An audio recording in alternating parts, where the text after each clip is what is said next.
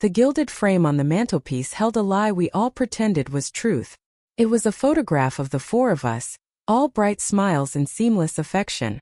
My brother, David, stood squarely in the center, our father's proud hand on his shoulder, the anointed heir. I was on the periphery, a blur at the edge of the composition. That was the hierarchy, the unspoken scripture of our family, written long before the reading of the will made it legally binding. The ink on that document was merely a formality, the final seal on a lifetime of quiet exiles. They gave him the business, the estate, the legacy. They gave me a polite, almost apologetic distance. I built a life with my own hands, brick by lonely brick, while he lived in the palace they built for him. 4 years the silence was our peace. Then the foundation of their palace cracked.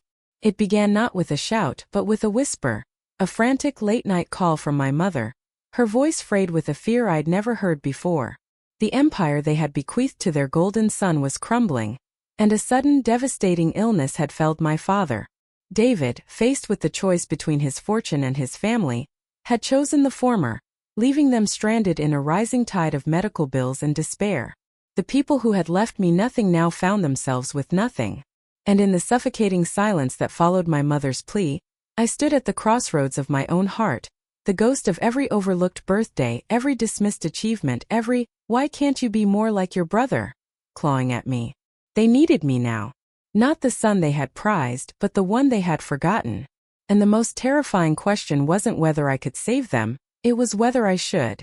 The first and most profound wound, the one from which all others would eventually bleed, was not delivered in a fiery argument or a dramatic scene of disownment.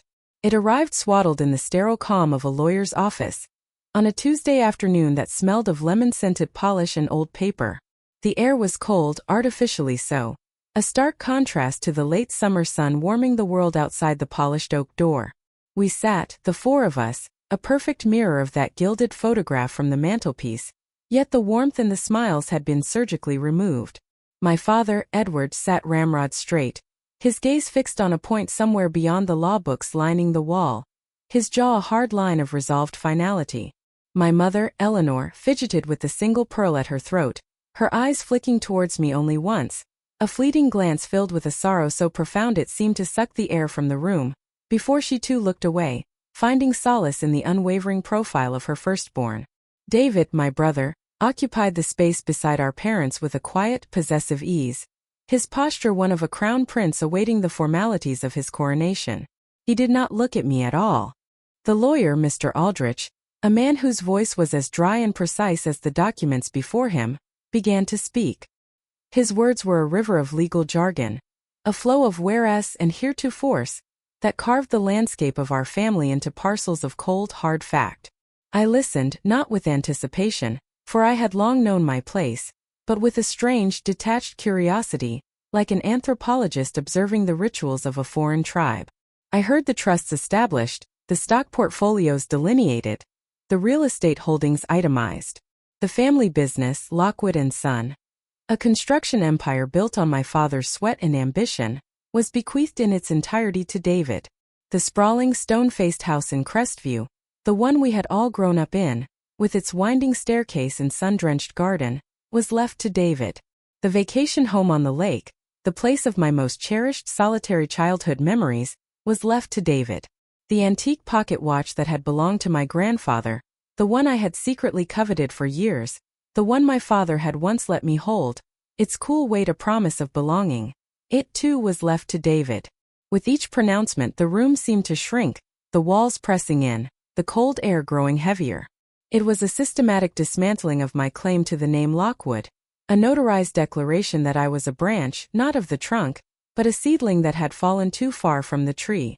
I waited, a foolish, stubborn part of my heart still clinging to the cliff's edge, waiting for the token, the gesture, the single meaningful object that would whisper, "We see you. You are still ours."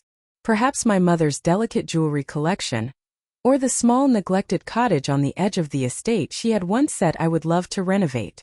Anything that would require the lawyer to pause, to look in my direction, to speak my name into the official record of this transaction.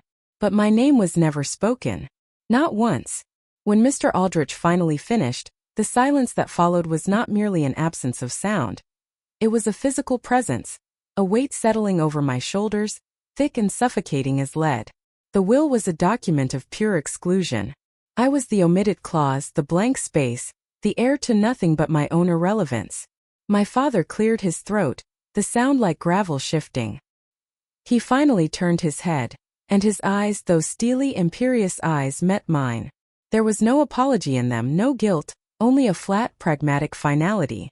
"It's not personal, Michael," he said, his voice echoing strangely in the hushed room. "It's business. David has been in the trenches with me. He understands the legacy. This is what's best for the family's future." The words were so clinical, so utterly devoid of the messy, complicated truth of a father's love, that they felt less like an explanation and more like a verdict. My mother began to cry soft, helpless sobs into a lace handkerchief, but she did not contradict him. She did not reach for me. Her tears were not for the injustice, but for the unpleasantness of it all, for the raw, uncomfortable emotion disrupting the clean, orderly transfer of power. David finally looked at me then, and in his gaze I saw it all. It wasn't malice, not quite. It was a quiet, unshakable certainty, a confirmation of a truth he had known since we were boys vying for a father's approving glance. He had won. Not just the money, the property, the assets, but the fundamental argument of our lives. He was the valued son, I was the afterthought.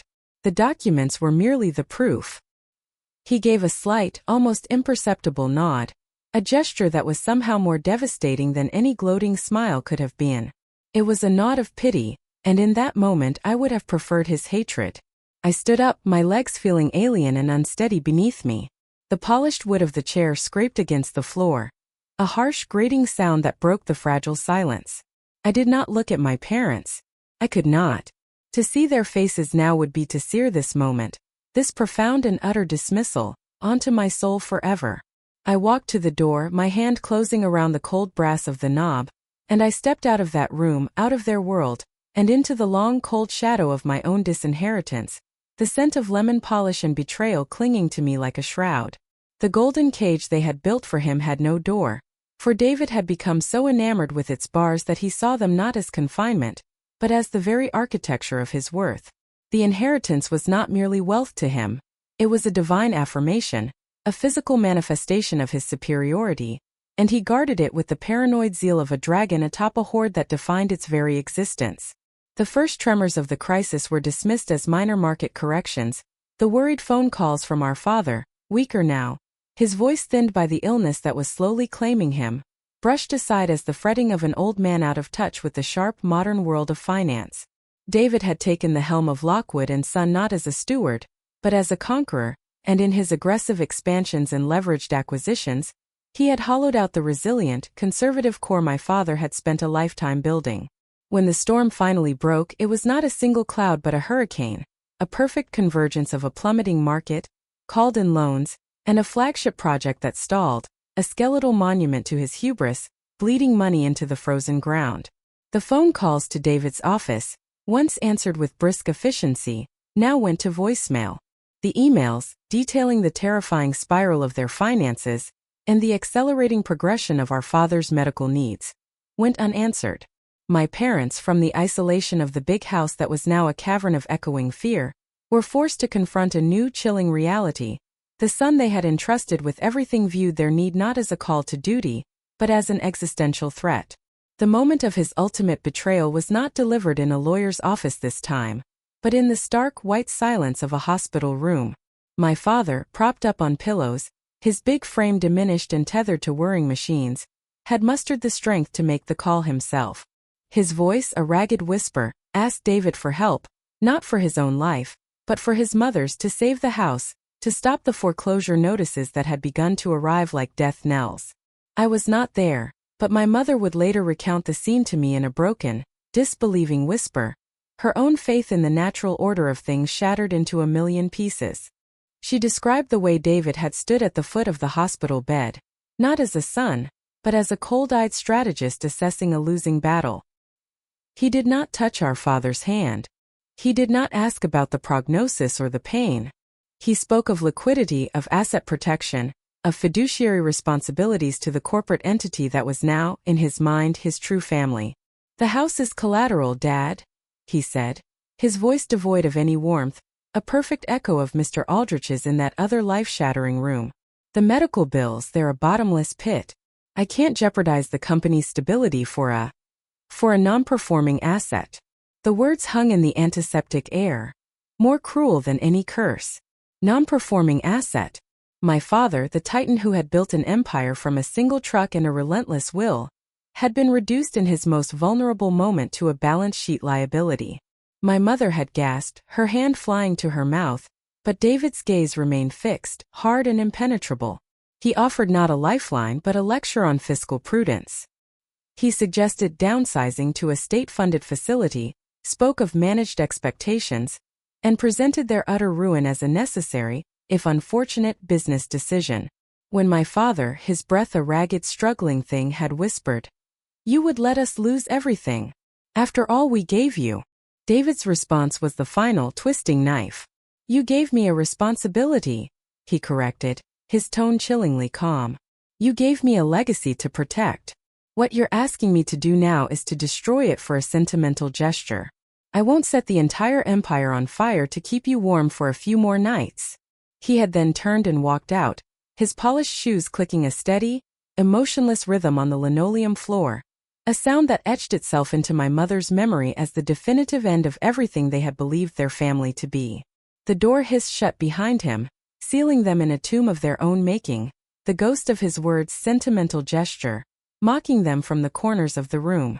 The son they had anointed, the repository of all their hopes and their entire material world, had looked upon their suffering and found it an inconvenient abstraction. He had not simply refused to help.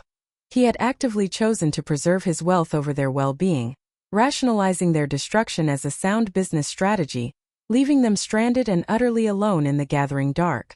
The call, when it finally came, did not ring with the clarity of a summons, but trembled in the air like a broken thing. It was my mother's voice, yet it was not. The elegant, measured tones I had known all my life had been scraped away, leaving only a raw, desperate whisper that seemed to bleed static through the phone. She did not ask for me, not at first. There was only the sound of her struggling to breathe, to form words against the weight of a humiliation so complete it had its own gravity. She spoke in fractured pieces, the hospital bills, the eviction notice nailed to the grand front door, the way David's secretary had spoken to her as if she were a nuisance, a beggar. Each word was a shard of the beautiful, brittle world they had built for him, now ground to dust in their hands. And beneath the facts, a deeper, more terrifying current. The unspoken plea, the silent, shrieking need for someone, anyone, to step into the abyss that had opened at their feet. I held the phone, the plastic growing warm and slick in my hand, and stared out the window of my own small, quiet apartment, a space I had built alone, with my own hands and my own credit, a world away from their gilded corridors. And the silence that stretched between our connection was not empty. It was a battlefield. On one side marched every ghost of my past, a legion of slights and sorrows. I saw the empty chair at my college graduation, the check written for David's first business venture that was 10 times the size of the one for my own, the way my father's eyes would slide past me to find his heir. I felt the cold, polished wood of the lawyer's chair, heard the final definitive thud of the will as it was closed, a sound that had legally, spiritually severed my tie. A hot, righteous anger rose in my throat, a venomous voice that hissed they had made their bed, they had chosen their champion, and now they could lie in the ruin of that choice. They had exiled me from their kingdom. Why should I now ride to its rescue as it burned? But then her breath hitched, a wet, ragged sound, and she whispered my name. Not as a demand, but as a confession. "Michael." We don't know what to do." And in that shattered whisper, I heard the true cost of their downfall. It was not the loss of money or the big house. It was the annihilation of their entire understanding of the world, the crumbling of the foundational belief that their love, their favoritism, had been a sound investment. They were not just losing their home. They were losing their story, the narrative that had defined their lives. And they had nowhere left to look but into the eyes of the son they had written out of it. The choice was not a simple one between help and abandonment. It was a choice between the man I had been forced to become, self-reliant, hardened, independent, and the man I perhaps still was somewhere deep beneath the scar tissue, the boy who still, against all reason, crave the warmth of that distant gilded family photograph. To help them would be to invalidate my own pain, to excuse a lifetime of neglect. It would be to surrender the moral high ground, the one possession I had that they could never take. It would mean stepping back into their drama, their chaos, allowing their catastrophic failure to become my emergency. My own life, my hard-won peace, would be instantly vaporized, consumed by the black hole of their need. I would become the cleanup crew for a disaster I had not caused, expected to mop up the mess with a heart that was still bleeding from the initial wound. Yet, to turn away, to let the phone call end with her silent, hopeless tears, was to become a mirror of David. It was to make their cruel, transactional worldview a reality, where love was conditional and help was a currency only for the deserving. It would make me as hard, as hollow, as the brother who had abandoned them. I stood there for an eternity, trapped between the scythe of my resentment and the barren rock of their despair. The weight of the decision pressing down on me, threatening to crack my ribs. I was not choosing whether to write a check or make a phone call. I was choosing whether to let the past define my character or to defy it, to prove that the love they had never valued in me was in fact the only thing of real value left. The air in the small rented condo smelled of antiseptic and slow decay. A world away from the lavender and polished wood of the home they had lost. I had become a ghost in the machine of their survival. A silent functionary managing medications, arranging doctors' appointments, and intercepting calls from relentless creditors. My presence was a constant, quiet rebuke, and the unspoken tension had built like a pressure cooker, waiting for the seal to break. It was my father who finally shattered it. He was a husk of the titan from the lawyer's office, propped in a rented armchair, a blanket draped over his withered legs, but a flicker of the old fire still burned in his sunken eyes. He had been watching me sort a pile of bills, my silence a language he was finally being forced to learn. "You've been very efficient, Michael," he said, his voice a dry rustle. It was not a thank you. It was an accusation. The words hung there brittle and sharp. I stopped sorting, my hands resting on the cold wood of the table. I could feel my mother freeze in the kitchenette, the soft clatter of a dish ceasing. The silence that followed was a chasm, and I knew if I did not speak now, I would drown in it forever. I lifted my gaze to meet his. "Efficient," I repeated, the word tasting like ash. "Is that what you call it? What would you prefer?" That I had David's flair for grand, sentimental gestures. The name was a spark on a gas leak. My father's face tightened. "This is not his fault," he said, the old defensiveness rising like a shield, a pathetic, broken shield against the truth. "The market. The circumstances." Circumstances. The word tore out of me, low and guttural, a sound I didn't recognize as my own. "Is that what we're calling it now? Your golden son, the heir to your entire world, looked at you in a hospital bed and called you a non-performing asset. He chose his money over your life. He didn't just fail you. He quantified your worth and found you lacking." My mother let out a small wounded sound. "Michael, please," she whispered, but it was too late. The dam was gone. "Don't," I said, my voice trembling with the force of a lifetime of restraint. "Don't you dare ask for peace now. You don't get to hide from this. You built this. You handed him everything. Not just the money but the certainty, the unshakable belief that he was better, that he was more. You poured your love, your pride, your entire legacy into him. And you looked me in the eye in that lawyer's office and told me it was just business." I stood up, the chair scraping back, the sound a gunshot in the tiny room. "You made your love a business, and your business is now bankrupt. And I am the only one here." My father tried to draw himself up, a phantom of his old authority. "We did what we thought was best for the family's future," he insisted, a desperate, hollow echo. "Whose family?" I roared, the sound finally breaking free. "Your family was David. I was just a guest, a courtesy.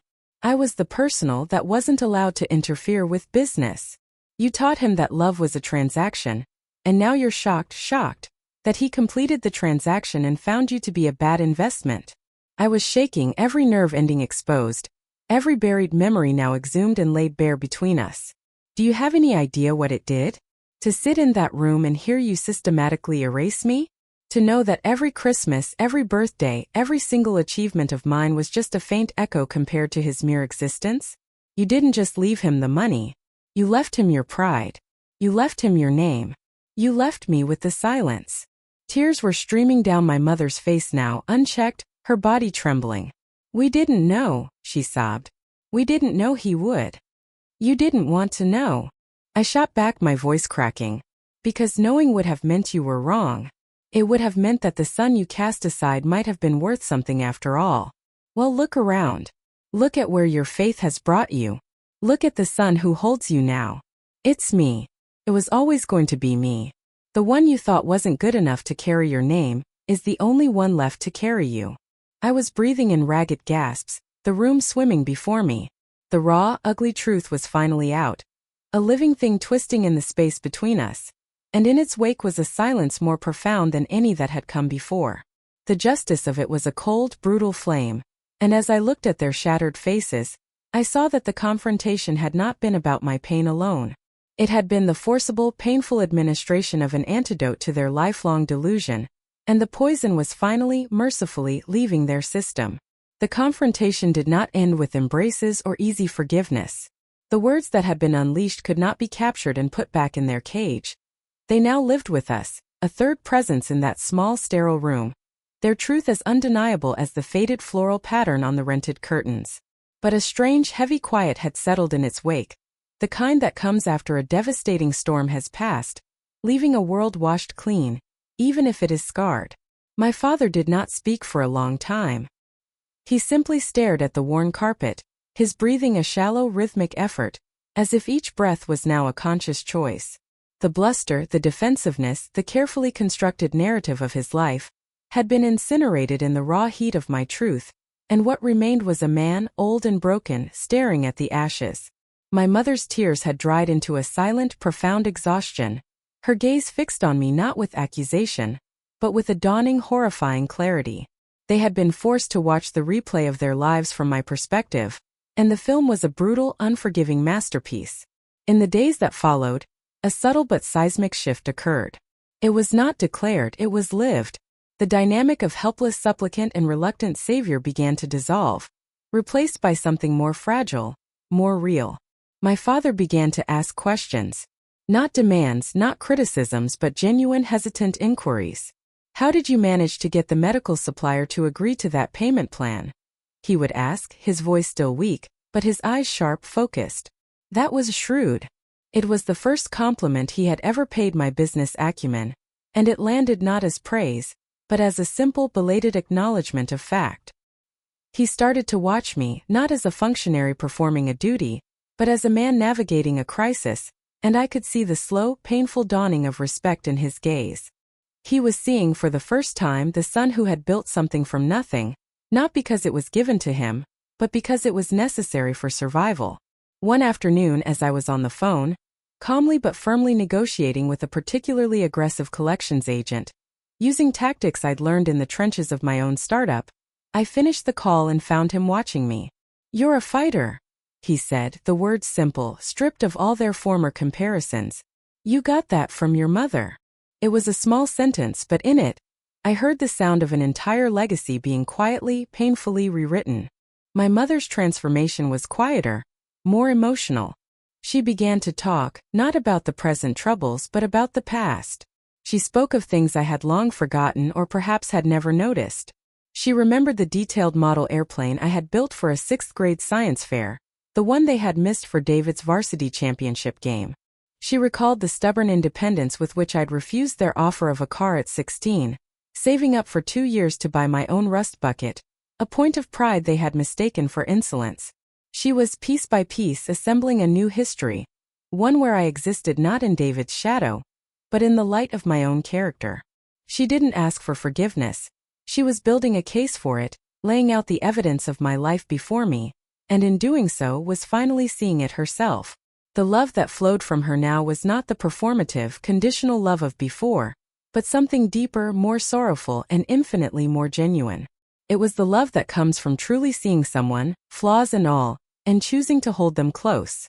The final reckoning came not from me, but from them. A letter arrived from a new lawyer, not Mr. Aldrich. My father, with my mother's firm support, had initiated the process of legally challenging the will and David's management of the estate on the grounds of undue influence and breach of fiduciary duty. They were using the last of their strength not to reclaim their lost fortune, but to reclaim their story. They were disinheriting him, not just of wealth, but of his position as the hero of their narrative. When my father showed me the documents, his hand trembled, but his voice was steady. "This isn't about the money, Michael," he said, his eyes holding mine. "That's gone. This is about the record. It's about making sure the world, and more importantly that he knows that we see him for what he is, and we see you for what you are." The justice that was unfolding was not the fiery, dramatic kind I might have once fantasized about. It was a slow, grinding tectonic shift, a recalibration of the soul. They were not restoring a legacy. They were forging a new one, defined not by what was given, but by what was proven in the crucible of utter ruin. The true inheritance was no longer a company or a house. It was this hard-won respect, this devastating clarity, this final quiet victory of character over privilege. They had needed to lose everything of material value to discover the one thing they could never lose again.